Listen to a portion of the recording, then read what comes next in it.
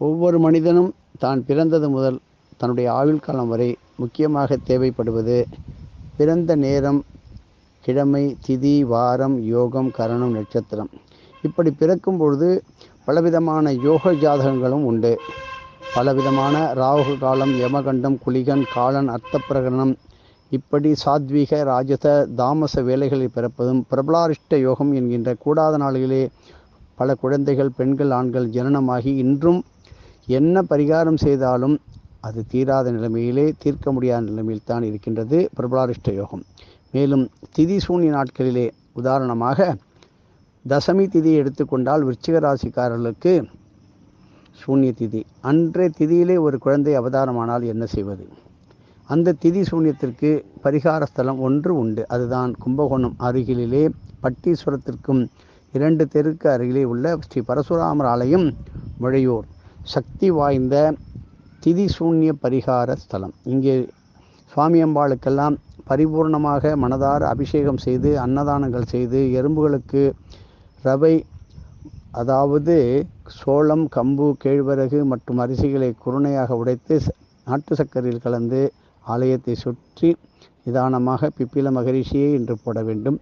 மேலும் இந்த ஆலயத்திலே நல்ல சுவாமிக்கெல்லாம் நல்ல வாசனையான மலர்களிலே அலங்காரம் செய்து, கோபூஜை செய்து, ஒரு சிறிய குடும்பத்திற்கு ஒரு வாரத்திற்கு என்ன தேவையோ சமையலுக்கு உள்ள கடுகு, மஞ்சள், உளுத்தம்பருப்பு, கடுகு, வெங்காயம் சொல்கிறோம் இல்லையோ, மிளகாய், தனியா, வெல்லம், ஜீரகம், ஏலக்காய், சகல விதமான அரிசி, பருப்பு, கோதுமை, புளி அத்தனையும் கண்டிப்பாக 23 ஐட்டங்களாக வரும். எண்ணெய், நல்லெண்ணெய், கடலெண்ணெய், தேங்காய் எண்ணெய், வெண்ணெய், நெய் இவைகளோடு சேர்த்து அவர்களுடைய சக்திக்கு ஏற்ற அத்தனை திரவியங்களும் ஒரு பெரிய மஞ்சப்பை, இல்லை என்றால் காட்டன், அதாவது நூலினால் ஆகப்பட்ட துணியிலே எல்லாத்தையும் ஒன்றாக சேர்த்து 5 குடும்பங்களுக்கு தேவையாக ஒரு வாரத்திற்கு வரும் அளவிற்கு 5 குடும்பத்திற்கு தேவையான உணவுகளை, அந்த உணவுப் பொருட்களை, மளிகை சாமான்களை தானமாக கொடுத்து முறையாக உங்களுடைய குருவுக்கு அர்ப்பணம் செய்து வந்தால் அந்த திதி சூன்ய ராசியிலே பிறந்தவர்களுக்கு கண்டிப்பாக நல்ல நிவாரணம் கிடைக்கும். ஆனால் நம்பிக்கை இதில் முக்கியம். ஏதோ செஞ்சோம், என்னமோ செஞ்சோம் என்றால் அது அப்படி தான் இருக்கும். ஆனால் பிரபலாரிஷ்ட யோகத்திலே எந்த குழந்தை பிறந்தாலும் சொல்லுவாளே, எந்த கடவுளாலே கூட அவங்களுடைய கதையை மாற்ற முடியாது. பிரபலாரிஷ்ட யோகம் கூடாத நாளினுடைய நம்ம என்னென்ன கிழமையிலே என்னென்ன நட்சத்திரம் வரும்பொழுது அது கூடாத நாளாக வரும். உதாரணமாக வெள்ளிக்கிழமை வருகின்ற போராடம் இப்படி சொல்லுவாங்க. இப்படி பரணிக்கு சில நட்சத்திரத்துடன் கூடிய நாட்களிலே கூடாத நாள் என்கின்ற பிரபலாரிஷ்ட யோகத்தை கண்டிப்பாக பார்க்க வேண்டும். மேலும் ஒவ்வொரு முக்குண வேலை, ராஜச, தாமச, சாத்வீக வேலைகளில் குழந்தை பிறந்திருக்கான். ராகு காலத்தில் பிறந்திருக்கிறதா, லக்னம் எந்த ராசியை சேர்ந்தது, லக்னத்திற்கும் சந்திரனுக்கும் என்ன ஒற்றுமை, சந்திரனுக்கும் சூரியனுக்கும் என்ன ஒற்றுமை, கேந்திராதிபத்திய தோஷங்கள் இருக்கிறதா, திரிகோணங்களிலே இருக்கின்றதா, இப்படியெல்லாம் பார்க்க வேண்டும். ஜாதகத்தை ராசி, நவாம்சம், அஷ்டவர்க்கம், சப்தவர்க்கம், திரிம்சாம்சம், இப்படி பல ரகசியங்கள் கொண்டதுதான் ஜாதகம். ஆனால் உண்மையாக இப்பொழுது குழந்தை பிறக்கின்ற நேரத்தை துல்லியமாக யாரும் கணக்கு இடுவது கிடையாது. ஆனால் அந்த காலத்திலே தமிழ் முறையிலே காலை சூரிய உதயம் முதல் மறுநாள் சூரியன் உதயம் வரை 60 நாழிகை கொண்ட நாட்களில்தான் ஜாதகம் கணிப்பார்கள். உதயாதி நாழிகை என்று சொல்வார்கள். அப்படி மாறிவிட்டு இரவு 12 மணிக்கு மேல் தேதியை, ஆங்கில தேதியை மட்டும் மாற்றிக்கொண்டு விடுகிறார்கள். தமிழ் தேதி மறுநாள் தான் மாறுகிறது. அது மீண்டும் வரும். இப்படி தவறுகள் செய்யும் பொழுது ஏதோ ஒரு காலத்திலே இரவு நேரங்களிலே செய்கின்ற பெரும் குற்றங்கள், மாலை நேரத்திலே வீட்டிலே தொலைக்காட்சியிலே தவறான செய்திகள், படங்கள், பேச்சுக்கள், அழுகை சத்தங்கள், ஒப்பாரிகள், அலங்கோலங்கள் இவைகளை பார்த்த வீடு இதுவரையும் உருப்பிட்ட சரித்திரமே கிடையாது. டிவிக்காரர்கள் மேல் குற்றம் கிடையாது. ஆனால் அவர்கள் செய்வது இவருடைய பீஸை பிடுங்கிறதுக்காக தான். அதை கண்டிப்பாக இப்போ தலையை அவிழ்த்து போட்டு கொண்டிருப்பார்கள். பின்னினால் அழகு போயிடும். அவிழ்த்து போட்டு பாப் ஹேர் வெட்டிக்குவாங்க. பெண்கள் பெண்களாக இருக்க வேண்டும், ஆண்கள் ஆண்களாக இருக்க வேண்டும். பஞ்சகஜம் கட்டுவது கிடையாது, மடிசார் கட்டுவது கிடையாது, தலையை பின்னல் போடுவது கிடையாது. ஸ்டிக்கர் போட்டு வைப்பது என்பது தீர்க்கமான முடிவு. இப்படி இருக்கும்போது நாம் எந்த காரியத்திலும் வெற்றி பெறுவது என்பது எப்படி நடக்கும்? ஏனோ பெரியவர்கள் செய்த கொஞ்சம் புண்ணியங்கள் இருந்தால் அதில் உயர்வு ஏற்படும். இப்படி மொழியுரை பற்றி கேட்கின்றவர்கள் அக்ஷய திருதியை என்கின்ற இதோ வருகின்றது அமாவாசை கழித்து 3ஆம் நாள் இங்கே அபரிமிதமான கோபூஜை, அஸ்வபூஜை, கஜ பூஜை எல்லாம் செய்து தான தர்மங்கள் செய்வதும், நிறைய நல்ல ஜில்லுன்னு நீர்மோறு, பானகம் இப்படி இவைகளை வாரி வழங்குவதும், முழை வாத்தியம் என்கின்ற அந்த காலத்தில் கொம்பு ஊதுவாங்க, இந்த மாதிரி முழை ஊதுவாங்க, அந்த முழை வாத்தியத்தை நல்லா ஒலிக்க செய்வதும், மேலதாளங்களிலே 7 ராகங்களிலும் அங்கே வாத்தியத்தை பாடுவதும், வாழ்க்கையிலே முடிக்க முடியாத, சாதிக்க முடியாத எல்லா காரியத்தையும் சாதிக்கலாம். நமது வாத்தியார் சொன்னார், திதி சூன்யத்திற்கான அதற்கு நிவர்த்தியான ஒரு ஸ்தலம் அது என்று. மேலும் அக்ஷய திருதியை என்று அவரவர்கள் குலதெய்வம், இஷ்ட தெய்வம், மகாலட்சுமி அமர்ந்த திருக்கோலத்திலே கமலத்திலே படிதாண்டாக பத்தினியாக திருவள்ளரை எடுத்துக்கோங்கோ, ஸ்ரீ சாரங்கவாணி பெருமாளை எடுத்துக்கோங்கோ, சக்கரவாணி பெருமாளை எடுத்துக்கோங்கோ, இப்படி சாரநாத பெருமாளையும் எடுத்துக்கோங்கோ. அம்பாள் தாயார் படிதாண்ட பத்தினியாக இருப்பாள். நாடிக்கேட்டான் வாசல் என்கின்ற ஒவ்வொரு வாசல் இருக்கின்றது, கேட்டு தெரிந்து கொள்ளுங்கள். உத்தராயண படியை வணங்கி அக்ஷய திருதியை என்று பெருமாளுக்கு திவ்யமாக திருமஞ்சனங்கள், திரு அலங்காரங்கள் அல்ல, அதாவது வாசனையான மலர்களினால, அதாவது நம்ம சொல்கிறோமே மல்லிகைப்பூ, நல்ல வாசனையான ஜாதி மல்லிகை, முல்லை, மறுக்கொழுந்தினால கிரீடம் செய்து வைத்து அலங்காரம் செய்து, அதாவது அலங்கார பிரியகா விஷ்ணு, அபிஷேக பிரியகா சிவகா, இப்படி செய்து வணங்கும் பொழுது, மேலும் நீங்கள் அதற்கு மேலே ஏதானு உங்கள் வீட்டிற்கு பொருள்கள் வாங்கும்பொழுது இறை காணிக்கையாக ஒரு 1/4 குண்டுமணி அளவாவது ஸ்வர்ணத்தை வாங்கி, சொர்ணபுரீஸ்வரர், அழகாபுத்தூர் சௌந்தரநாயகி சொர்ணபுரீஸ்வரர் படிகாசுநாதருடைய உண்டியலில் இட்டு நீங்கள் வேண்டிய தங்கத்தை வாங்கி வீட்டில் சேர்த்து வைத்து கொண்டால், தங்கமோ தங்கம் பெருகி பெருகி நிலைத்த தைரிய லட்சுமியுடன் கூடிய நிரந்தரமான செல்வ கடாட்சம், லட்சுமி கடாட்சம். லட்சுமி கடாட்சம் என்பது முதல்ல சந்தோஷம், முதல்ல ஆனந்தம், இதிலும் நம்பிக்கை. இதுதான் சந்தியாவந்தனமே பண்ணாமல் என்ன பரிகாரம் பண்ணி என்ன பண்ணுறது? நித்திய தர்ப்பணம் பண்ண கற்றுக்கொள்ளுங்கள், நித்திய அக்னிஹோத்திரம் பண்ணுங்கள். மாதத்துக்கு ஒரு முறையான குஸ்மாண்ட ஹோமம் புஷினிக்கால மிக எளிமையானது, அவரவர்கள் வீட்டிலே செய்யலாம். இப்படி வருஷத்தில் ஒரு தடவை 2 தடவை, முக்கியமாக அதாவது காசிக்கு கயாவுக்கு செல்ல முடியாதவர்கள் பூவாளூரிலே தெற்கு தட்சிண கயா பல்குனி தீர்த்தத்திலே பித்ருசாந்தி ஹோமங்கள் செய்வது, விஷ்ணு பாதத்தை அங்கே நிறுவுவதற்கு தகுந்த ஏற்பாடு செய்வது, அக்ஷயவடம் என்கின்ற ஆலமரத்தை அங்கே யார் ஒருத்தர் வைத்தாலோ குலமானது தழைத்து ஓஹோ என்று ஓங்கும். நமக்கு வாழ்க்கையிலே கஷ்டம், வறுமை, பத்தாது, போரலை என்கின்ற நிலை மாறி ஆலமரமாக உங்களுடைய குடும்பமானது சிறக்கும். இது எல்லோரும் சேர்ந்து செய்யலாம். இது வாத்தியார் சொல்லி 30 வருஷம் ஆகிவிட்டது. இன்னும் அந்த விஷ்ணு பாதமானது அங்கே வந்து சீக்கிரம் அமைந்து ஆக வேண்டும்.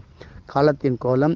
இப்பொழுது நாம் சொல்வது ஒன்று, நடப்பது ஒன்று. ஆனால் எங்கெங்கேயோ நமக்கு நல்ல செய்திகள் வருகின்றது, சில இடங்களில் நல்ல செய்தி இல்லை. கடுமையான அக்னி நட்சத்திர காலத்திலே நிறைய குளிர்ச்சியான பொருட்களை சீதலா தேவியை வேண்டிக் கொண்டு இளநீர், அவர்களுடைய சக்திக்கு ஏற்க தர்பூஷ் பழம், கிருணிப்பழம், நிறைய கரும்புச்சாறு ஐஸு போட்டு, எலுமிச்சம்பழ ஜூஸு, ஆரஞ்சு ஜூஸு, மாதிரி அன்னாசி ஜூஸு, திராட்சை ஜூஸு, சுத்தமான புனிதமான அந்த ஜூஸ் வகைகளை தானம் கொடுப்பதும், தாகசாந்தி பண்ணுவதும், பசுக்களுக்கு எங்கு சென்றாலும், ரோட்டிலே சென்றாலும் பசுக்களுக்கு வயிறார நீர் கொடுப்பதும், பசும்புல் தீவனத்தழைகள் தீவனங்கள் கொடுப்பதும் அளவற்ற நல்ல பலன்களை தரும். அக்ஷய திருதியை வருகின்றது, தங்கம் வாங்கி வீட்டில் வைத்து விடுவோம் என்று நினைத்தார்கள் பல லட்சம் பேர், பல கோடி பேர். நாங்கள் பார்த்தோம், அக்ஷய திருதியை அன்றைக்கு எங்களுடைய வாத்தியார் சொல்லிக் கொடுத்தார், நீங்கள் குறைஞ்சது ஒரு 100 மில்லிகிராம், என்ன சொல்லுவாங்க, 1/4 காசுலாம் தானம் பண்ணுங்கோ, நீங்கள் நல்லா இருப்பீங்கன்னு வாத்தியார் சொன்னார் 93.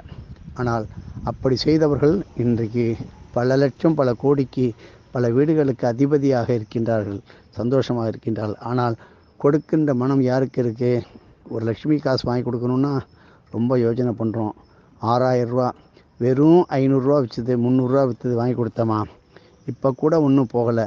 ஒரு குந்துமணி அளவுக்கு இறைவனுடைய அழகாபுத்தூர் ஸ்வர்ணபுரீஸ்வருடைய நீங்கள் இடத்துல போட்டாலும் சரி, சிக்கலில் உள்ள சௌந்தரநாயகி ஸ்வர்ணபுரீஸ்வருடைய அந்த உண்டியலில் போட்டாலும் அந்த ஸ்வர்ணலோகத்தினுடைய தேவதைகள் உங்களை கண்டிப்பாக கவர்ந்து செய்யும்.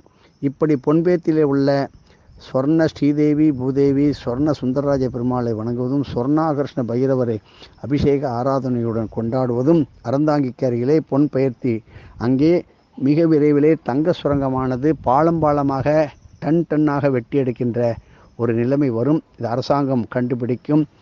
மத்திய அரசினுடைய முக்கியமான முயற்சியில் அது ஈடுபட்டு அதனுடைய மத்திய அரசினுடைய முழு நிர்வாகமும் அங்கே ஏற்படும் இருக்கின்ற சுரங்கம் நிறைந்த இடம். மேலும் பெரும் நாட்டு குற்றங்கள், நாட்டுக்கு எதிராக செய்த குற்றங்களிலே ஒவ்வொருவரும் மாட்டி தவிக்கின்ற நேரமானது சனீஸ்வரனுடைய காலத்தினாலே வந்துவிட்டது. ஒவ்வொருவருக்கும் எந்த நேரத்தில் என்ன நடக்கும், எப்படி நடக்கும் என்பது சொல்ல முடியாது. ஆனால் தர்மம் ஒன்றுதான் காவல் செய்யும். எந்த வீட்டிலும் அதாவது பட்சிகளை, குருவிகளை, கிளிகளை வீட்டில் அடைத்து வைக்கக்கூடாது, கூண்டில் அடைத்த மிருகங்களை பார்க்கக்கூடாது. இப்படி நீங்கள் செய்யும் பொழுது அளவற்ற நல்ல புண்ணியம் கிடைக்கும். நடக்க முடியாத குழந்தைகளுக்கு நடவண்டை, குழந்தைகளுக்கு தொட்டில் வாங்கி கொடுப்பதும், பிரார்த்தனை செய்து சில கோயில்களிலே மரங்களிலே சிறு தொட்டில் தானம் பண்ணுவதும், ராமேஸ்வரம் நம்புநாயகி அம்மன் கோயிலுக்கு குழந்தை வரம் வேண்டி தொட்டில் கட்டுவதும் இன்றும் பழக்கத்தில் உள்ளது. நம்பினவர்களுக்கு நாயகியாக, உலகத்தினுடைய ஆட்சியாக அந்த நம்புநாயகியினுடைய கிளிஞ்சல் ஒரு வீட்டிலே இருக்கும் பொழுது சகல கோடி தேவதைகளும் வரும் என்பதை தெரிந்து கொண்டது. இப்போ ஒருத்தர் மொழியூரை பற்றி கேட்டால் அவளுக்கு மட்டும் சொல்ல முடியாது. அக்ஷய திருதி அன்னைக்கு அக்ஷயம்னா எடுக்க குறையாது. திருச்சி கமலவல்லி நாயகி அழகிய மணவாள பெருமாளை வணங்குவதும், வெக்காளியம்மனை வணங்குவதும், 7 தாயார் கோயில், திருவாசூர் மதுரகாளியம்மன், புன்னைநல்லூர் மாரியம்மன், சமயபுரம் மாரியம்மன், அன்பில் மாரியம்மன், இப்படி மகா மாரியம்மன், வெள்ளை வேம்பு மாரியம்மன், இப்படி சாக்கோட்டை உய்யவந்தான் அம்பாள், இப்படி பல அம்பாள்களை தரிசனம் செய்வதும், அக்ஷய திதி அன்னைக்கு நீங்கள் எதை தர்மம் செய்கின்றீர்களோ அது உங்களுக்கு கோடி கோடியாக உங்கள் வீடு வாசலை தேடி வரும். ஒரு சின்ன ஒரு குடிசை 100 சதுரடி 200 சதுரடி உள்ளவர்கள் 100 ஏக்கர் நிலம் உள்ள அதிபதியாக மாறுவார்கள். இப்படி நாம் தெரியாமல் செய்கின்ற புண்ணியத்திற்கு பலன் என்னமோ அதிகம். ஏனென்றே தெரியாத விளையாட்டாக செஞ்சிருவாங்க. அதனுடைய பலன்கள் கோடான கோடியாக இருக்கும். ஒரு இடத்துல போய் கை வச்சோம்னா அந்த இடம் ஓகோன்னு இருக்கும். அப்படி நல்லவர்களுடைய கையினால் எதுவும் வாங்கி படுங்கள். நிறைய புது ஆடைகள் இல்லாதவர்களுக்கு, குழந்தைகளுக்கு, மாணவர்களுக்கு, ஏழைகளுக்கு, பெரியவர்களுக்கு, பெற்றோர்களுக்கெல்லாம் புது வஸ்திரம் வாங்கி கொடுத்து அவர்களை நல்ல சமாராதனை, ததி ஆராதனை செய்வதும், கன்னியா பூஜை, சுகன்யா பூஜை, சுமங்கலி பூஜை அக்ஷய திருதி அன்றைக்கு செய்வதும் வீட்டில் சுமங்கலித்துவம் வந்து சேரும். இப்படி ஒன்றாக நீங்கள் பார்க்கும்போது நித்திய தர்ப்பணம், நித்திய கர்மா, நித்திய அனுஷ்டானம், இது தேவதா காரியங்கள், நித்திய அக்னிஹோத்திரம் இப்படி செய்வதும், கோரேபியோ தகோரேபியோ கோரேபியா சர்வேபிய சர்வேபியோ நமஸ்தே அஸ்து ருத்ரரூபேபியா 3 வேளையும் சொல்லலாம். இதில் ஒன்றும் காசு கிடையாது, பணம் கிடையாது. ஓம் தத் புருஷாயத்மஹே ஜன சம்ரட்சக தேவாயிதிமி தன்னோ அக்னி வீரபத்ர பிரச்சோதயாத். ஓம் தத் புருஷாயத்மஹே ஜன சம்ரட்சக தேவாயிதிமி தன்னோ அகோர வீரபத்ர பிரச்சோதயாத். இந்த வருஷமானது ராஜ்ய பரிபாலம் பண்ணுகின்றவர் சனீஸ்வர பகவான். அதனால் நீதி நேர்மையுடன் நடப்பவர்களுக்கு மேலும் மேலும் நல்ல உயர்ந்த தர்மம், சத்தியம், தெய்வீகத்தில் உள்ளவர்களுக்கு உயர்ந்த நிலைமையும், விமானங்களில் செல்வதற்கு தக்க பாதுகாப்பான சக்திகளை விமானம், பயணம், காரு, சாலைகளிலே, கப்பல்களிலே, சமுத்திரங்களிலே செல்வர்கள் மிக சமுத்திர தேவதைகளை வணங்கி, ஒவ்வொரு குலதெய்வத்தையும் வணங்கி நீங்கள் செல்லும் பொழுது பாதுகாப்பான பயணங்கள் ஏற்படலாம். ஆனாலும் இரவு நேர பயணம் மிக மிக பாதுகாப்பாக இருக்க வேண்டும். பெரிய துறைகளில் உள்ள முக்கிய அதிகாரிகள் செய்கின்ற தவறுகள் வெளிப்பட்டு அவர்களுக்கு கடுமையான தண்டனை ஏற்பட்டு, இந்த இந்திய தேசம் அல்லாமல் ஒவ்வொரு தேசத்திலும் ஒவ்வொரு நாட்டிலும் புது விதமான கடுமையான சட்டங்கள் வந்து அவர்களை தண்டனை கொடுக்கின்ற நிலைமையும் ஒன்று வரும். ஒரு புதிய முறையிலே எதிர்பாராத விதத்திலே 3 விதமான பெண்கள் உயர்ந்த நிலையிலே வந்து உலகமே அதிசயிக்கும் வண்ணத்திலே உயர்ந்த நிலையிலே வந்து அமர்வார்கள். 6 விதமான இடங்களிலே புது ஆண்கள் நாட்டினுடைய முக்கிய பதவியிலே வந்து பிரதமமான ஸ்தானத்தில் அமருகின்ற வாழ்க்கை வரும். அப்படிப்பட்ட நேரத்திலே வருகின்ற காலமானது வைகாசி மாதம். இப்படி நாம் நல்லதே நினைக்கும் பொழுது நல்லதுதான் நடக்கும். ஆனால் ஒருவர் ஒரு குடும்பத்திலே தவறு செய்தால் அது குடும்பத்தையே தாக்கும். ஆனால் இதா ராஜா ததா பிரஜா, மக்கள் செய்கின்ற அத்தனையும் மன்னன் தலைமையிலே, மன்னன் எப்படி நடக்கின்றானோ மக்களும் அப்படிதான் நடப்பான். இப்பொழுது தண்ணீர் பஞ்சம் அதிகமாக வந்து கொண்டிருக்கின்றது. அதனால் தண்ணீரை வியாபாரமாக செய்கின்ற போலி தயாரிப்பான அத்தனை பொருட்களும், ரசாயன கலவையிலே அத்தனை பொருட்களும் பெரிய பெரிய கிடங்குகளாக, மூட்டைகளாக, தரைக்கு அடியிலே சுரங்கமாக, அண்டர் கிரவுண்டிலே செய்கின்ற விபரீதமான காரியங்கள் மிக விரைவிலே தகுந்த உன்னதமான காவலர்களோ, காவல் அதிகாரிகளோ, இராணுவமோ கண்டுபிடித்து அவர்களை பிடித்து அழிக்கின்ற நேரம் வரும். மாவட்ட ஆட்சியர் தலைவர்களுக்கு இது பெரும் சோதனையாக இருக்கும். தவறான இடத்திலே கையெழுத்து போட்டு அதனால் ஏற்பட்ட ஒரு காரணத்தினால பெரும் விவகாரம் முற்றி குடும்பமே சீரழிந்து நிற்கின்ற நிலை வரும். பல கோடி காரணத்தினால ஏதோ தவறு செய்தவர்கள், அவர்கள் பெரும் பொறுப்பிலிருந்து உலகமே ஊரே புகழ்ந்தவர்களுக்கெல்லாம் பெரும் சோதனை, பகல் இரவு பாராமல் சோதனை, சிறை தண்டனை, எதிரிகளால் பெரும் ஆபத்து, அது எது வேணாலும் வரும். அதனால் உங்களுடைய குலதெய்வத்தை வணங்குங்கள், தர்மத்தை செய்யுங்கள், நீங்கள் பாதுகாப்பாக இருப்பார்கள். பெரியவர்களை வணங்குங்கள், ஆசிரியர்களை வணங்குங்கள். ஆசிரியர்கள், பள்ளி ஆசிரியர்கள் விடுகின்ற சாபம் குழந்தைகளை பாதிக்கும். குழந்தைகளை அடிக்கக்கூடாது. எதையும் குழந்தைகளுடைய சாபமானது பொல்லானது. மாணவியர்களே அன்பாக தன்னுடைய குழந்தை போல நீங்கள் நடத்தும் பொழுது உங்கள் கல்வி நிறுவனங்கள் ஓஹோ என்று வரும். தமிழ்நாட்டிலே உதாரணமாக 6 விதமான மொழிகளை பேசுகின்ற ஒரு நிலை வரும். ஒவ்வொரு தேசத்திலும் 6 மொழி பேசுகின்ற நிலை வரும். 3 மொழி முக்கியமாக எடுபட்டுவிடும். நாம் எதிர்பார்த்த ஒன்று நடக்காமல் இருக்கும். பாராத விதத்திலே ஒருவர் பேரும் புகழுமாக ஒருவர் இந்த நாட்டிலே அரசியலிலே சிறந்து விளங்கி அடுத்த சில வருடங்களிலே இந்த ராஜ்யத்திலே முதல் அமைச்சராக மாறுவதற்கான வாய்ப்பு. அவர் பெரிய செல்வ சீமானாக கூட இருக்கலாம், ஆண்டியாக கூட இருக்கலாம். அதற்கு உறுதுணையாக நிதி அமைச்சராக ஒரு பெண் ஒன்று உருவாவாள். இதுதான் மச்ச எந்திரம். இறைவன் முதல் அவதாரம் எடுத்தான், மீன் அவதாரம், முதல் மச்ச அவதாரம். அந்த மீனவர் குலத்திலே பிறந்தவர்களுக்கு ஒரு ஏற்றம் தரும் நல்ல நாள். எதுவும் என்னுடையதல்ல, அனைத்துனுடைய